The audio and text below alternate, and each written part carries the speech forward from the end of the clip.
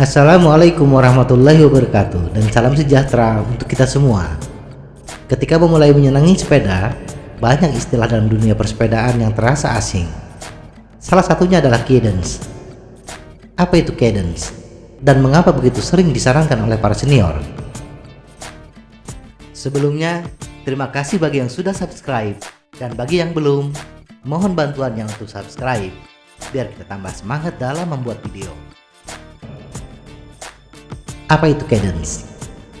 Istilah ini sebenarnya sangat sederhana. Berapa putaran pedal yang dapat dilakukan dalam 1 menit ketika mengayuh sepeda? Itulah cadence. Kemampuan cadence pesepeda berbeda-beda, sesuai dengan jam terbang dan tujuan bersepeda. Seorang profesional dalam perlombaan, cadence mereka biasanya sangat tinggi, seringkali 100 putaran per menit atau RPM, atau lebih, terutama di jalan datar.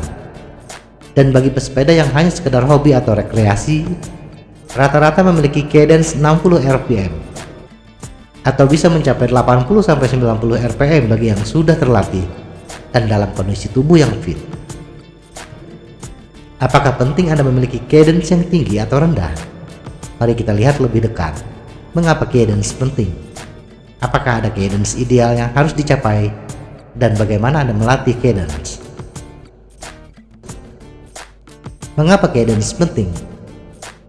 Cadence adalah ukuran utama karena merupakan komponen vital dalam mengukur tenaga yang Anda keluarkan.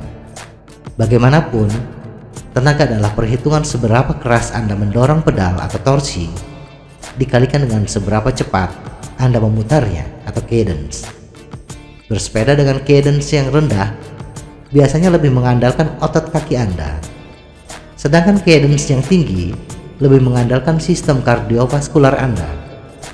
Jadi, bila Anda memiliki tubuh yang berotot, Anda cenderung nyaman dengan cadence yang rendah, sedangkan bagi yang lain lebih nyaman dengan kayuhan yang ringan dengan putaran pedal yang lebih tinggi. Ketika bersepeda dengan cadence yang rendah dan gigi yang tinggi atau berat, cenderung menyebabkan ketegangan dan nyeri otot setelah bersepeda, dibandingkan bersepeda dengan cadence tinggi dan gigi yang ringan. Tetapi bersepeda dengan cadence yang terlalu tinggi, ada kemungkinan pinggul Anda akan bergoyang, dan ini akan menurunkan efisiensi kayuhan, dan Anda pun juga akan cepat lelah. Berapa cadence bersepeda yang ideal? Tidak ada angka pasti berapa cadence yang ideal, karena bergantung pada beberapa faktor dan berbeda-beda untuk tiap pesepeda. Setiap pesepeda akan memilih cara tersendiri berapa cadence yang ideal untuk dirinya. Penting bagi kita yang baru mengenal sepeda untuk bereksperimen dengan cadence yang berbeda sampai kita menemukan cadence yang optimal bagi kita. Dan perlu diingat, cadence yang optimal tersebut akan berbeda pada situasi yang berbeda pula. Menggunakan cadence tinggi pada beban rendah akan melatih sistem neuromuskuler Anda untuk mengayuh lebih lancar, sementara cadence rendah atau sesi beban lebih tinggi akan membantu meningkatkan kekuatan Anda.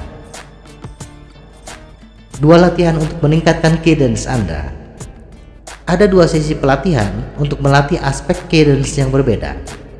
Satu untuk membangun kekuatan dan satu untuk meningkatkan fluiditas mengayuh, keluasan dan koordinasi mengayuh. Lakukan latihan dengan durasi 20 menit dengan pola 4 kali sesi. Setiap sesi, lakukan latihan dengan cadence 120 RPM selama 4 menit, kemudian ditambah 1 menit kayuhan santai. Selama 20 menit penuh, jaga tubuh bagian atas Anda tetap diam. Biarkan transfer tenaga datang dari pinggang ke bawah. Anda kemudian dapat beristirahat dan mengulangi blok untuk kedua kalinya jika Anda merasa masih mampu. Kekuatan sesi ketahanan. Untuk membangun kekuatan Anda, lakukan latihan dengan putaran yang rendah atau pelan, tetapi dengan tenaga yang besar. Gigi di posisi berat. Lakukan latihan dalam 2 sesi. Setiap sesi selama 15 menit, kayu sepeda dengan cadence 50-60 RPM. dengan daya 89-90% dari FTP Anda. FTP adalah singkatan dari Functional Threshold Power, yang umumnya didefinisikan sebagai daya rata-rata tertinggi yang dapat Anda pertahankan selama 1 jam, diukur dalam satuan watt. Semakin rendah cadence dan semakin tinggi tenaga, semakin banyak torsi yang dihasilkan. Jadi, seiring berjalannya waktu, dalam latihan selanjutnya, Anda dapat meningkatkan kekuatan dan mengurangi cadence. Beristirahatlah dengan baik di antara setiap blok, antara 10 dan 15 menit untuk pemulihan penuh. Semoga informasi ini bermanfaat. Bila ada kesalahan, mohon bantuannya untuk koreksi. Tetap sehat, salam goes.